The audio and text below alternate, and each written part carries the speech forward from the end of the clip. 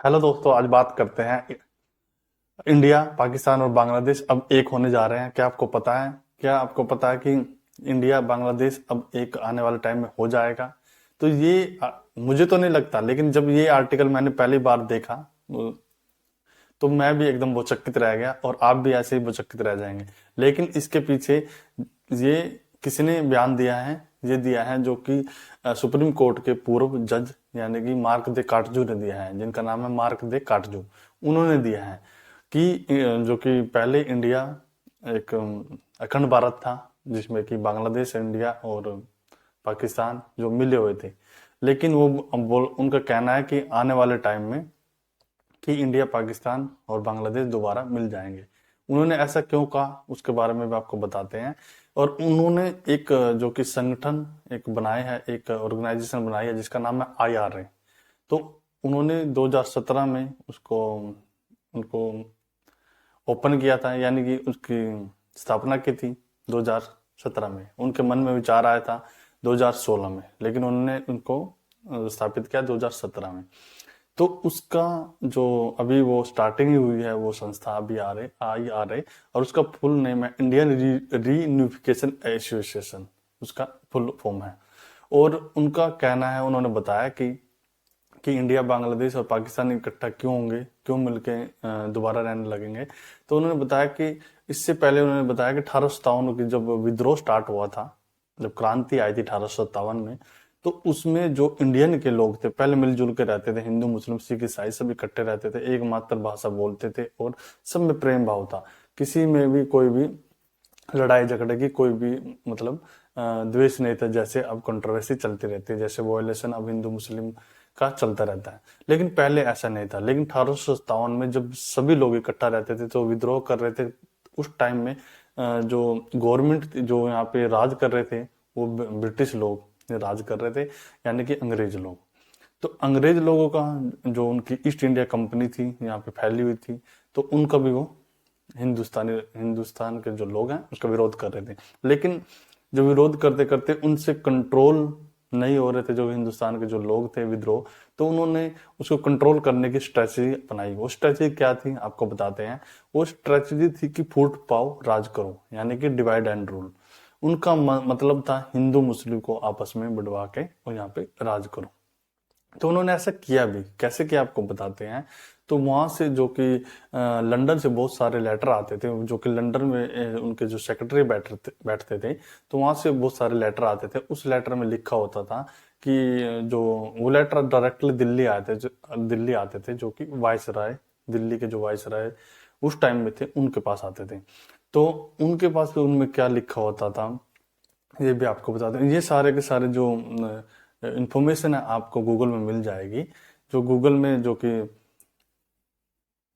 जो कि service of intelligence, जो कि बाय जो DN सिंह ने लिखी है, उसमें आपको पूरी की पूरी इंफॉर्मेशन मिल जाएगी। और उसमें हिंदू मुस्लिम कैसे लड़वाया जाता था आपको बताते हैं। तो जो कि हिंदू लोग थे, यानी कि जो कि पंडित थे, हिंदू पंडित थे, उनको जो कि ब्रिटिश कलेक्टर थे, उनको एक सीक्रेट तरीके से रात को बुलाते थे और उनको पैसे देते थे।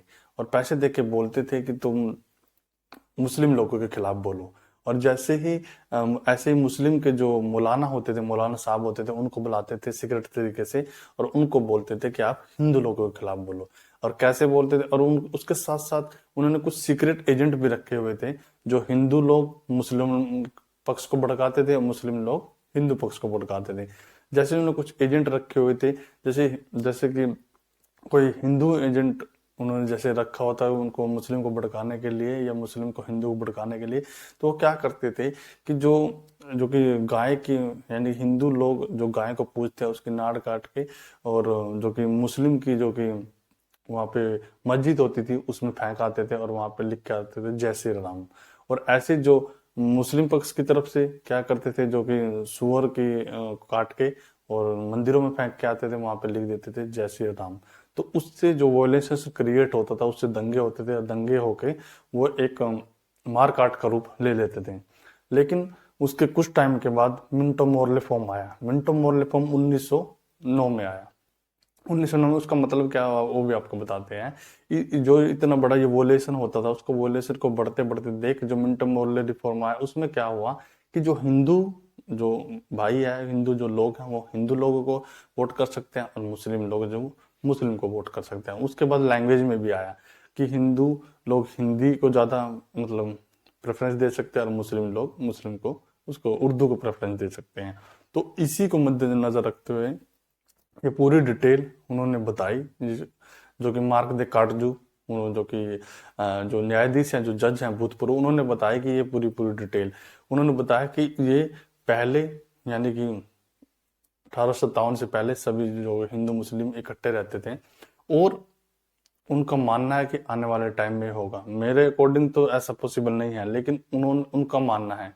तो आप इसके बारे में क्या ओपिनियन देते हैं? आप इसके बारे में कैसे सोचते हैं कि ये जो IRA जो संगठन बनाया है, उसमें जो आप उनकी वीडियो भी देखोगे, यूट्यूब पे भी है IRA की वीडियो, तो आप वीडियो देखेंगे, उनका उसमें बताया गया कि हमसे जुड़ो। तो ये जो संस्था है, मुझे तो लगता नहीं है कि ये संस्था मतलब एक परिपूर्ण संस्था है, कोई इसका मीनिंग है।